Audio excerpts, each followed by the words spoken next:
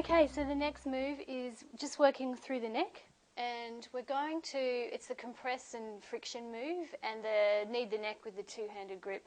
So it's in your notes, you'll probably see that it's number 10 and 11. It's really sort of 10A, 10B. It's the same move, it's just we've broken it up to make it easy for you to understand it. So as you flow through, I'm really grasping the neck, but the trick to this one is I'm using all of this part of the hand so that it's not just like pinching at the neck.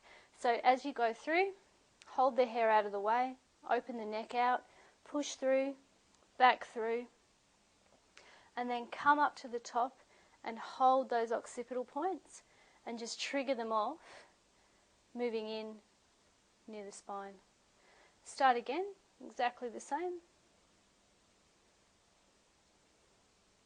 The back of my hand is pushing against her back, so it's leveraging my body weight and my pressure to then push up into the top of that occipital ridge.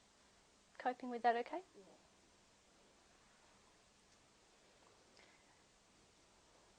From that move, just move on. We're going to come back around the top. Effleurage down, pull through, and then back up into that occipital ridge. Every time you finish that effleurage, drag it through and then hold those occipital points because that's letting the tension release. So the next move that we're going to do is thumb stroking, and this is affectionately known as G'day move. It's a stupid name because we didn't know what else to call it. Looks like that, and you're going to place those thumbs on. Make sure that the rest of the hand is hidden away, and stand straight directly in front of the client and then spin your arms out. Your elbows go out like a duck, and then hold those points right up into the occiput. Come back through, no pressure. Back up, pressure goes on, and hold to point number 2. And then back out, spin it up and around, and hold to point number 3. The big trick with this one is that you don't want these knuckles dragging up the side of their neck and choking the client. So make sure the whole time that they're pushed out and away. You'll see that their neck does move slightly, their head moves slightly.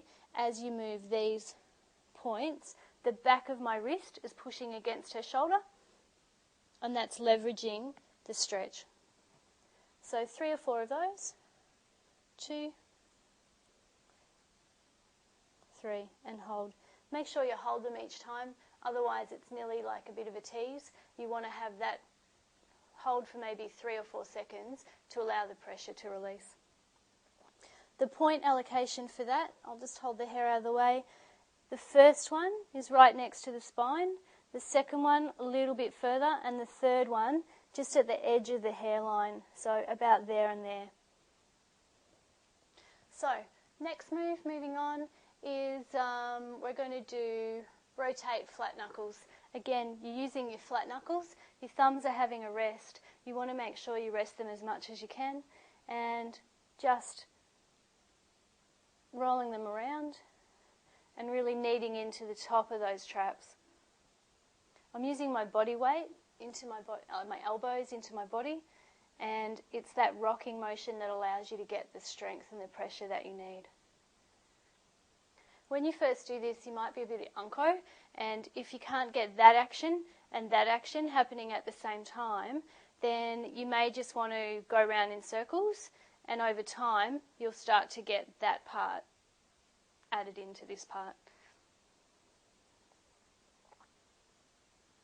So do that a little bit, and then go straight down the back, out and around, straight down, pressure off, out and around, straight down, pressure on, out and around.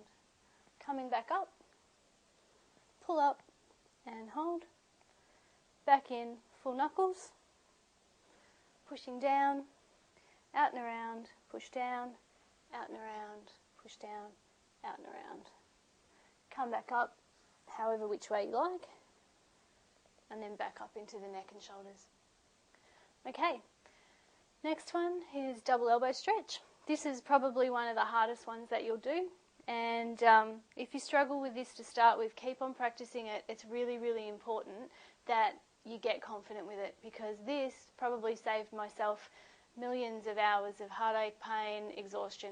So it's a really critical move. Pull your tummy in and lean across the top of the client. And then from where's comfortable for you, you're going to drag up both sides of the spine. When you get to the shoulders, hands go up, drop them down, push in, and little baby lift. So it's a little shrug of my shoulders. Sort of hard to do this one slowly to show you on video, but I'll just try it again, see if that helps.